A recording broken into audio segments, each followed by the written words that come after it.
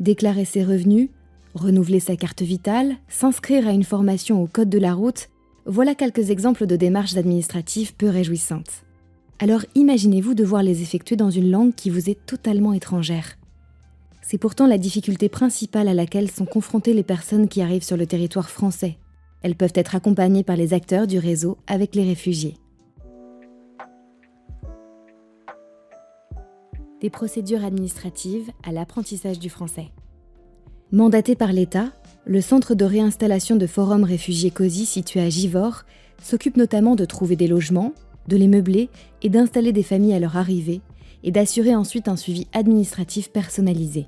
On accompagne les personnes qui ont le statut de réfugié à comprendre leurs papiers par exemple, avoir accès à leurs droits que ce soit au niveau de la santé, au niveau du RSA. Social workers, it helps the immigrants to get familiar with the French community, with the French culture, to do their documentations. It helps their children to go to school and the adults to start the French classes and also to find the jobs and to continue their lives in France. Un accompagnement, ça dure plus ou moins 1 an. Nous, on est beaucoup plus présents au quotidien, c'est plus un accompagnement renforcé pour vraiment leur apprendre à remplir les papiers seuls, à juste se maintenir dans le logement aussi, donc payer ses factures, payer son loyer. Et en fait, ce genre de dispositif, il aide aussi à faire comprendre aux personnes qu'elles sont tout à fait capables de faire seules les démarches, mais qu'il leur faut un petit coup de pouce derrière. In Afghanistan, I was working as a finance officer.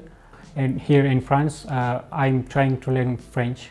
Our life situation is good. We are trying to get familiar with the community. And the only thing that I suffer is that my wife left behind in Kabul, and I'm very worried about her life. C'est aussi une mission remplie par le Café des réfugiés, une initiative de l'association France Terre d'Asile qui ouvre ses portes à Paris du lundi au jeudi en matinée.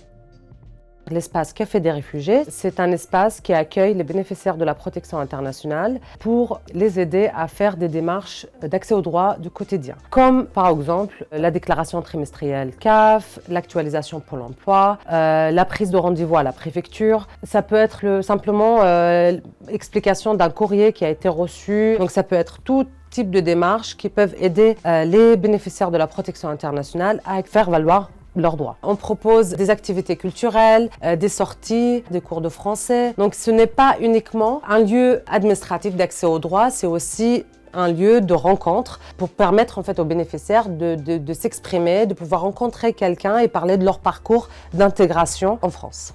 Depuis la création du Café des réfugiés en janvier 2018, on a eu près de 6500 passages au Café des réfugiés. Pour s'intégrer dans un pays, la maîtrise de la langue est indispensable. L'école TOT dispense une formation pour les demandeurs d'asile et personnes réfugiées n'ayant pas été diplômées dans leur pays d'origine. Et chaque promotion a sa remise de diplôme qui certifie un niveau de français. L'école TOT, elle intervient souvent au début du parcours des personnes exilées en France. TOT, c'est comme une école normale avec une salle de cours, un professeur qui est qualifié pour apprendre le français et des classes par niveau. C'est très bien passé parce que j'ai appris beaucoup de choses avec mon professeur. C'est bon pour moi parce que maintenant je parle bien français. C'est important pour mon vie, pour travail aussi et pour parler avec les gens. C'est la première marche pour les personnes exilées pour apprendre le français. Et ensuite, de l'apprentissage du français, elles vont vers les autres associations pour la suite de leur parcours. Il existe également des associations qui encouragent et accompagnent la reprise d'études, comme l'association Unir Université et Réfugiés. Nous, on lutte pour le déclassement professionnel des personnes réfugiées à travers l'insertion académique, c'est-à-dire que des personnes qui ont fait déjà des études dans leur pays d'origine ou de transit et qui se retrouvent ici en France à pouvoir avoir accès à l'éducation supérieure, on les accompagne dans tout ce qui est les démarches administratives pour pouvoir accéder à l'université et ensuite un travail. Donc on favorise l'autonomisation, on favorise aussi tout ce qui est lié à la réalisation des projets académiques et la création des réseaux professionnels et personnels. Unir, pour moi, c'est plus qu'une association, c'est un refuge pour les étudiants exilés qui désirent reprendre leurs études, surtout pour ceux qui ont des difficultés à pouvoir s'orienter, pouvoir gérer la paperasse dans la reprise post-universitaire. Grâce à UNIR, j'ai pu élaborer mon projet de reprise d'études dans le domaine médical, notamment la licence sciences de la vie. Qu'il s'agisse d'étudier ou de travailler, la mobilité est une problématique majeure. Le groupe SOS, à travers le CPH SOS Essonne, a mis en place le dispositif Bouger ses permis.